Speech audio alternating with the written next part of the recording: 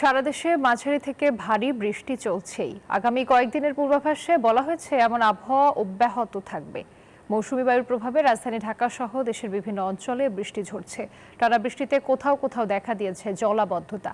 এতে দুর্ভোগে পড়েছে মানুষ। আবহাওয়া অফিস বলছে, উত্তর বঙ্গোপসাগরে তৈরি হয়েছে বজ্রমেঘ, ফলে বাংলাদেশের উপকূলীয় এলাকা ও সমুদ্র বন্দরগুলোর ওপর দিয়ে ভারী থেকে অতি ভারী বৃষ্টিসহ ঝোড়ো হাওয়া বয়ে যেতে পারে। এমন অবস্থায় দেশের 4 সমুদ্র বন্দরে 3 নম্বর স্থানীয় সতর্ক সংকেত দেখাতে বলা হয়েছে। সাগরে অবস্থানরত মাছ ধরার নৌকা ও ট্রলার পরবর্তী নির্দেশ না দেওয়া পর্যন্ত উপকূলের কাছাকাছি রেখে চালাতে বলা হয়েছে।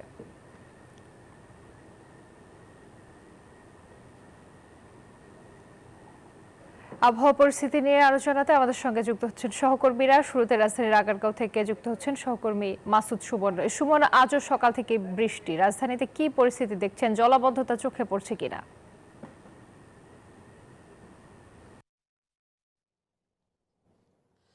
ধন্যবাদ আপনাকে। আমি এই মুহূর্তে আগারগাঁয়ে আছি। মাত্র কিছুক্ষণ আগে আমি এই আবহাওয়া অফিসে কথা বলেছি, তারা যেমনটি জানিয়েছেন এই যে চলমান যে বৃষ্টি, এই ভারী বর্ষণ কিন্তু আরও 72 ঘন্টা পর্যন্ত চলবে।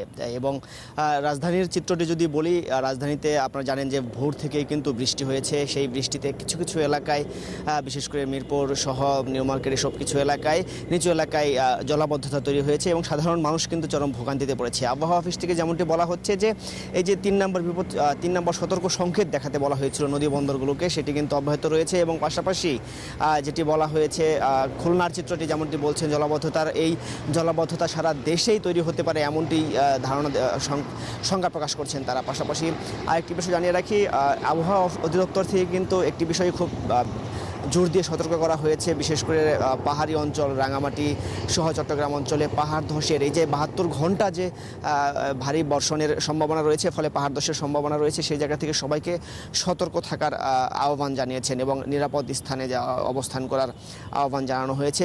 আরও বিষয়টি যেমনটি বলা হয়েছে, 72 ঘন্টার পরবর্তী সময়েও শনিবার রবিবার পর্যন্ত এই চলমান যেই বৃষ্টি বা বজ্রসহ বৃষ্টি, সেটি কিন্তু অব্যাহত থাকবে এবং এই 72 ঘন্টায় ভারী বর্ষণের সাথে বজ্রসহ বৃষ্টি থাকবে। এবং পাশাপাশি খুলনা, রংপুর, রাজশাহী সহ ময়মনসিংহ সহ ঢাকায় যেই বৃষ্টিপাতের সম্ভাবনা রয়েছে, তাতে করে সাধারণ মানুষ জলাবদ্ধতার ভোগান্তিতে পড়বেন এবং সবাইকে সতর্ক থাকার আহ্বান জানানো হয়েছে। বজ্রপাতের সম্ভাবনাও রয়েছে। জলাবদ্ধতায় এরই মধ্যে কিন্তু রাজধানীর বেশ কিছু এলাকায় দিনমজুর যারা খেটে খাওয়া মানুষ, তারা কিন্তু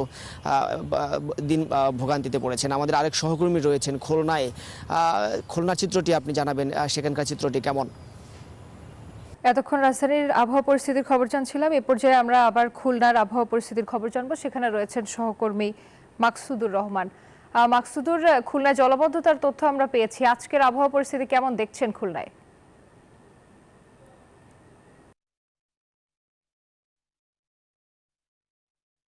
জি আমি শুনছি। জি, খুলনায় কিন্তু আসলে গত 2 দিন ধরে ধারাবাহিক বৃষ্টি হচ্ছে। প্রচণ্ড বৃষ্টিতে কিন্তু আসলে বিভিন্ন স্থানে কিন্তু আসলে জলবদ্ধতা তৈরি হয়েছে। আমরা এই মুহূর্তে কিন্তু খুলনা মেডিকেল কলেজ হাসপাতালের সামনে উপস্থিত হয়েছিলাম। এখানে কিন্তু বৃষ্টি উপেক্ষা করে কিন্তু আসলে কিছু কিছু রোগী কিন্তু হাসপাতালে সামনে হচ্ছে। আমরা দেখেছি বিক্ষিপ্তভাবে কিন্তু আসলে জলবদ্ধতা তৈরি হয়েছে। খুলনার প্রধান যে সমস্ত সড়ক, অলি গলি সবগুলোই কিন্তু আসলে জলবদ্ধতার মধ্যে পড়ে গেছে। আমরা আবহাওয়া অফিসের সাথে কথা বলেছি যে গত 2 দিন ধরে কিন্তু যে ধারাবাহিক বৃষ্টি হয়েছে, সেটা কিন্তু আরও কয়েকদিন চলবে, এমনটাই আবহাওয়া অফিসের পক্ষ থেকে বলা হয়েছে। আমরা গতকাল দেখেছি যে খুলনার যে প্রধান কেন্দ্র রয়্যাল মোড় সহ আশেপাশের আহসান আহমেদ রোড, মিয়াপাড়া রোড সহ যে সমস্ত প্রধান সড়কগুলো ছিল, সেই সড়কগুলো কিন্তু আসলে পানিতে ডুবে গিয়েছিল। হাঁটু সমান পানিতে কিন্তু আসলে যারা কিন্তু যাতায়াত করেছিল, তারা কিন্তু আসলে প্রচণ্ড ভোগান্তির মধ্যে পড়েছিল। বিশেষ করে নিম্ন আয়ের মানুষ, কর্মজীবী এবং শ্রমজীবী মানুষ, তারা কিন্তু আসলে প্রচণ্ড ভোগান্তির মধ্যে পড়েছে। আমরা গতকাল রাতেও দেখেছি যে সারা রাতই কম বেশি বৃষ্টি হয়েছে এবং আজকে সকাল থেকে কিন্তু প্রচণ্ড জলবদ্ধতা তৈরি হয়েছে। বান্ডেল থাকলে প্রতি সেনমানিতে টাকা বাঁচবে। বিকাশ সেনমানি বান্ডেল কিনে জিতুন প্রতি লেনদেনে। বিশেষ করে নিম্নাঞ্চলে যারা বসবাস করেন, সেই সমস্ত মানুষের আসলে ভোগান্তি প্রচণ্ড। যারা মূল সড়কের আশেপাশে যে সমস্ত ব্যবসা প্রতিষ্ঠান, ঘরবাড়ি আছে, সেখানে কিন্তু পানি প্রবেশ করেছে। একটা জিনিস আমরা জানতে পেরেছি যে আসলে কেসিসি যে 800 63 কোটি টাকার যে প্রকল্প বাস্তবায়ন করেছে সেই প্রকল্পের মধ্যে কিন্তু বিশ্লেষকরা বলছেন যে কিছুটা ভুল আছে, যে তারা কিন্তু আসলে স্লোপ মেনটেন করে নাই ঠিক মতো, এবং সেই ধারাবাহিক স্লোপ না থাকার কারণেই কিন্তু আসলে পানি এখান থেকে অপসারণ হতে বাধাপ্রাপ্ত হচ্ছে। এছাড়া সিটি কর্পোরেশনের আরেকটা দাবি হচ্ছে যে তারা বলছে যে রূপসা নদীর তলদেশ উঁচু হয়ে যাওয়ার কারণে কিন্তু আসলে পানি ঠিকমতো নিঃসরণ হতে পারছে না। তো এই ছিল খুলনা থেকে জলবদ্ধতার পরিস্থিতি। আমরা এখন চলে যাচ্ছি আমাদের সহকর্মী কক্সবাজার আমাদের সহকর্মীর কাছে।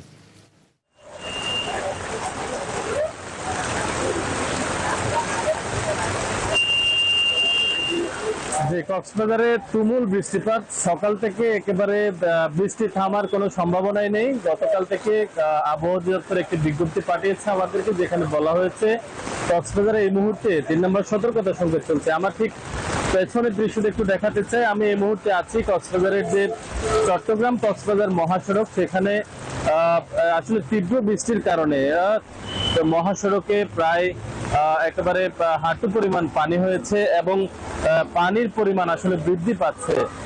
বৃষ্টি না থামার কারণে কক্সবাজারের যে পাহাড়ি ঢলগুলো রয়েছে সেগুলো কিন্তু ইতিমধ্যে সড়কে নেমে এসেছে এবং এর ফলে পানির যে উচ্চতা সেটি আরো বৃদ্ধি পাচ্ছে। আবহাওয়া অধিদপ্তর যে বিজ্ঞপ্তিটি পাঠিয়েছে সেখানে বলা হয়েছে যে তীব্র যে ঝড় সেটি আসলে অব্যাহত থাকবে এবং এটি অব্যাহত থাকলে কক্সবাজারে প্রায় সময় আসলে ঝড়ের কারণে বিভিন্ন সময় আসলে পাহাড় ধসের ঘটনা ঘটে এবং এবারও আশঙ্কা করা হচ্ছে যে তীব্র ঝড়ের কারণে এবারও কক্সবাজারে আসলে পাহাড় ধসের আশঙ্কা রয়েছে এবং পাশাপাশি কক্সবাজারের স্থানীয়দের পাশাপাশি একটি বিশাল সংখ্যক রোহিঙ্গাদের একটি বহর রয়েছে, যেখানে প্রায় 12 থেকে 13 লাখ মানুষ সেখানে থাকছেন এবং তাদের মাঝে পাহাড়ে বসবাসের কারণে পাহাড় ঝুঁকির সংখ্যাটা তাদের মাঝে আরো বেশি রয়েছে। তবে গত কিছুদিন আগে যে গভীর নিম্নচাপটি কক্সবাজারের উপর দিয়ে গিয়েছে, এরই ফলে কক্সবাজারের ইতিমধ্যে বেশ কিছু জায়গায় এখন পর্যন্ত আসলে কত চিহ্ন বয়ে বেড়াচ্ছে কক্সবাজারের স্থানীয়রা, যেখানে গভীর নিম্নচাপের ফলে বেশ কিছু জায়গা আসলে বিশাল পরিমাণ ক্ষতিগ্রস্ত হয়েছে এবং মানুষের মৃত্যুর ঘটনা পর্যন্ত ঘটেছে।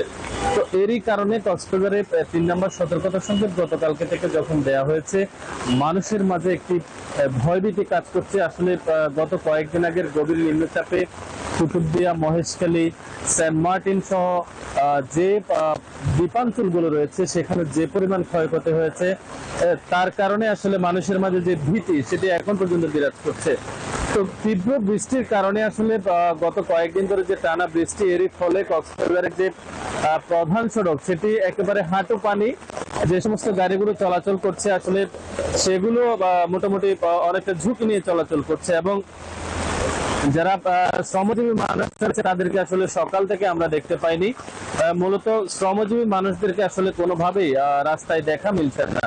তো আবহাওয়া অধিদপ্তর যেটি বলছে যে 3 নম্বর যে সতর্কতা সংকেত, এটিকে ঘিরে বৃষ্টির যে পূর্বাভাস সেটি আরো বলবৎ থাকবে এবং মাঝারি থেকে যে তীব্র বৃষ্টিপাত সেটি আসলে অব্যাহত থাকবে এবং এই মেসেজের ফলে কিন্তু যারা স্থানীয় মানুষজন রয়েছে তাদের মাঝে কিন্তু একটি ভয় কাজ করছে এবং কক্সবাজারের যে স্থানীয় জনসাধারণ রয়েছে তারা যেটি বলছেন যে কুতুবদিয়া থেকে শুরু করে যে সমস্ত দ্বীপাঞ্চলগুলো রয়েছে সেখানে আসলে পানি উন্নয়ন বোর্ডের যে বাঁধগুলো নির্মাণ করার কথা ছিল সেগুলো আসলে কোনোভাবেই এখন পর্যন্ত হয়নি এবং ঝুঁকিপূর্ণ এলাকাগুলোতে বাঁধ নির্মাণ না করার কারণে এখন পর্যন্ত আসলে মানুষ সেখানে ঝুঁকি নিয়ে বসবাস করছে।